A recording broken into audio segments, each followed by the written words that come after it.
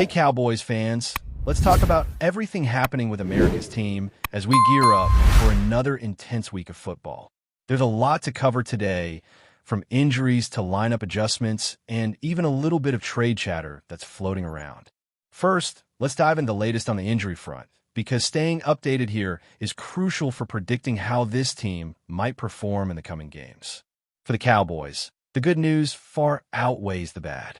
Don Bland remains sidelined and is still not practicing, which is a minor concern for depth, but aside from that, the squad is looking relatively healthy. Trayvon Diggs was back to full participation today after being limited by an illness yesterday, which is great to see. Tyler Gayton, who has been dealing with a shoulder issue, was also a full participant today, so that bodes well for the offensive line. Cavonte Turpin, who had a neck injury, gave an update that was really encouraging. He said he felt good and isn't worried about the injury, suggesting he's ready to keep contributing on the field. That kind of durability is vital for a team like the Cowboys, especially heading into a matchup where every player counts. Looking over at the Bears, the injury situation is a bit more complicated. Their report is filled with players who did not practice. Kareem Amagaji was out again with an elbow issue, while TJ Edwards, Kyler Gordon, DeMarco Jackson, and Jalen Jones all struggled with hamstring problems.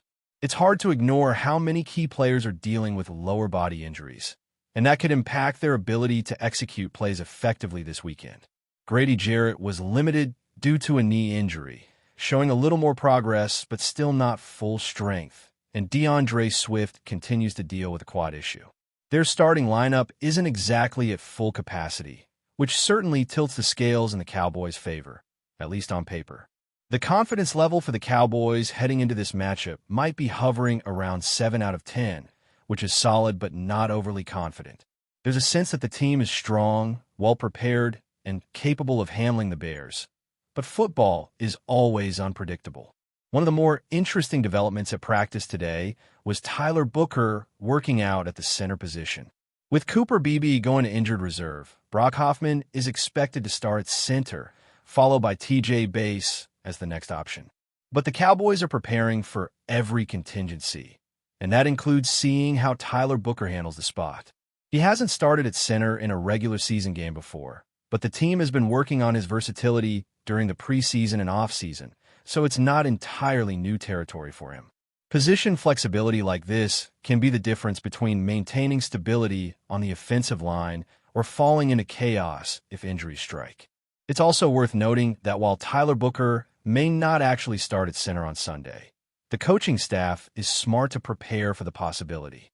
This kind of foresight is crucial because depth matters in the NFL, and when injuries occur, you don't want to be caught off guard. A player moving into an emergency position can be disruptive, but it's better to have someone ready than to have no options at all. It's clear that the Cowboys are thinking several steps ahead, not just about this game, but for the season as a whole. Switching gears slightly, there's been some buzz about potential trades, specifically the idea of the Cowboys pursuing Bengals edge rusher Trey Hendrickson. While it's a story that's getting some attention, the likelihood of it actually happening is extremely low. The Cowboys could technically fit him onto the salary cap, but the Bengals have already committed to him financially, and any trade would likely require more than just a second-round pick. Even with the logic that he's cheaper than some other elite edge rushers and has produced consistent sacks, the practicality of such a trade is questionable.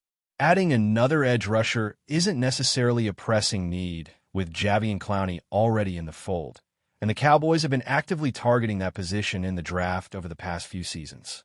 The conversation around Hendrickson does highlight one thing, though. Teams are always evaluating options to maximize talent while balancing salary and draft picks.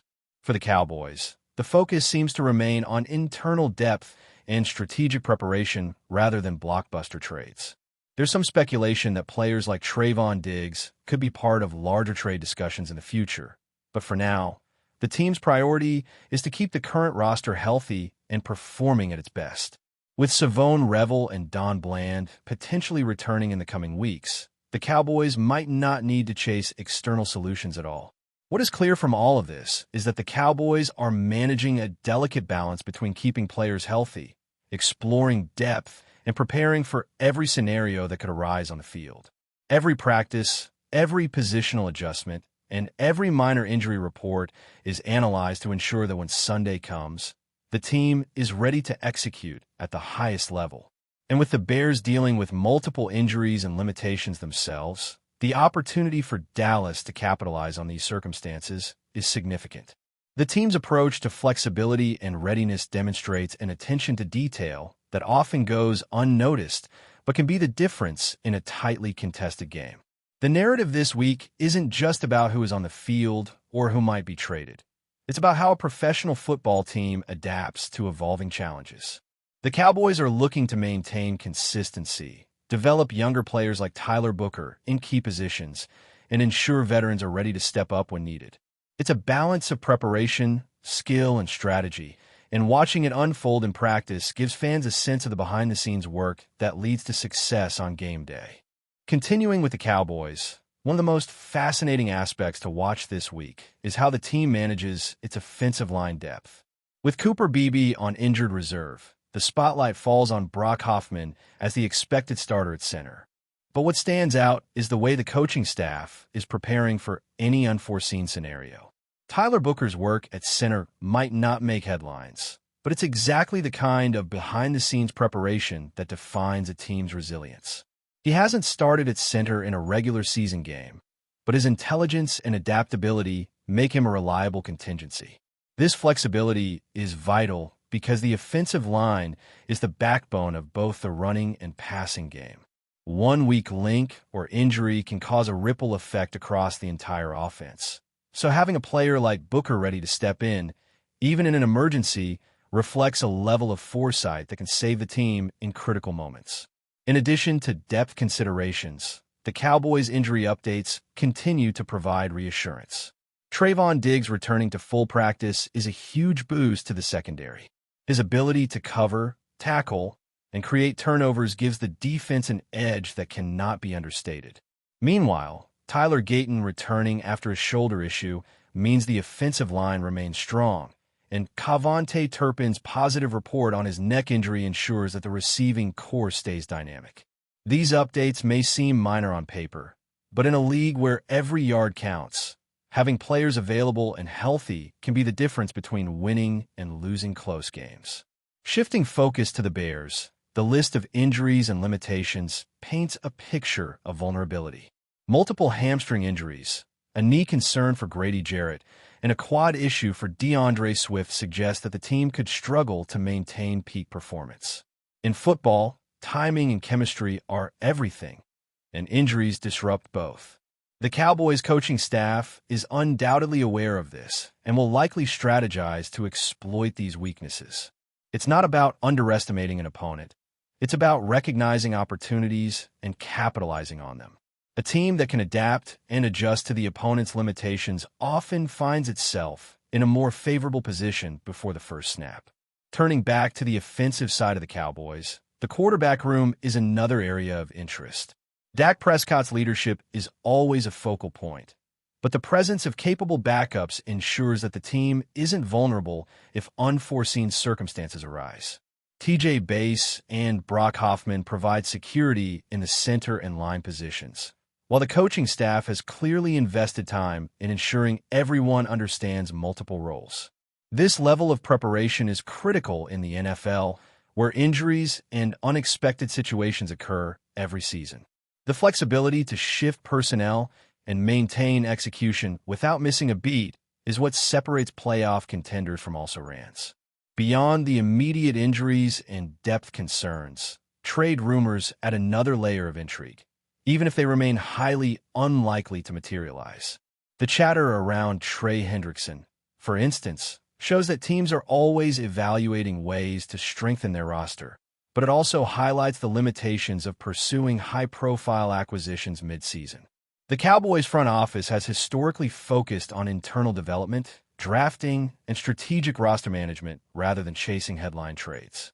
While the idea of acquiring a player like Hendrickson generates conversation and excitement among fans, it's unlikely to disrupt the current team structure. That doesn't diminish the value of these discussions, though, because understanding potential moves gives fans insight into the team's priorities and strategic thinking. Another intriguing aspect of this week's preparations is the potential for young players to step into meaningful roles. Tyler Booker working at center exemplifies how the Cowboys are investing in developing talent beyond the immediate starting lineup. This approach not only provides depth, but also ensures continuity in the team's philosophy and execution. Developing players in realistic scenarios during practice prepares them for high-pressure situations, reducing the risk of catastrophic mistakes when they're called upon. It also gives the coaching staff confidence that the team can handle adversity without significant disruption to their game plan. Special teams and receiving units also deserve attention. Cavante Turpin's health is crucial for explosive plays and maintaining the passing game's rhythm. His confidence in playing through a minor neck issue is encouraging and reflects the mindset of a team determined to overcome obstacles. Every reception, block, and yard gained contributes to the overall momentum, and having players willing to step up despite minor injuries can make a significant difference over the course of a game. The bigger picture for the Cowboys this week isn't just about one player or one injury. It's about building a team that is adaptable, resilient, and prepared for anything. The balance between managing injuries, preparing backups, and fostering young talent illustrates a well-coordinated approach to football that emphasizes both strategy and execution. It's not enough to have star players. A successful team must also have depth, versatility, and a readiness to adjust when circumstances change. The coaching staff's focus on flexibility and preparedness ensures that the team can maintain high performance, even under pressure. Looking ahead to the matchup with the Bears, all of these factors converge to create a narrative of preparation and opportunity. The Cowboys enter this week with a healthy core, depth in key positions, and a coaching staff attentive to both immediate and long-term contingencies. Meanwhile, the Bears face challenges due to multiple injuries, potentially impacting their timing and overall execution. This contrast emphasizes the importance of strategic planning and readiness in professional football. Every practice rep, positional adjustment, and player update contributes to the team's ability to perform under pressure.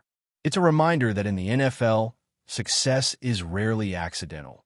It is the result of meticulous planning, adaptability, and an unwavering focus on maximizing every advantage. But before we continue, don't forget to subscribe to our channel and give this video a like. Your support helps us keep bringing you the latest updates on the Dallas Cowboys. Feel free to share your thoughts on the news in the comments as well.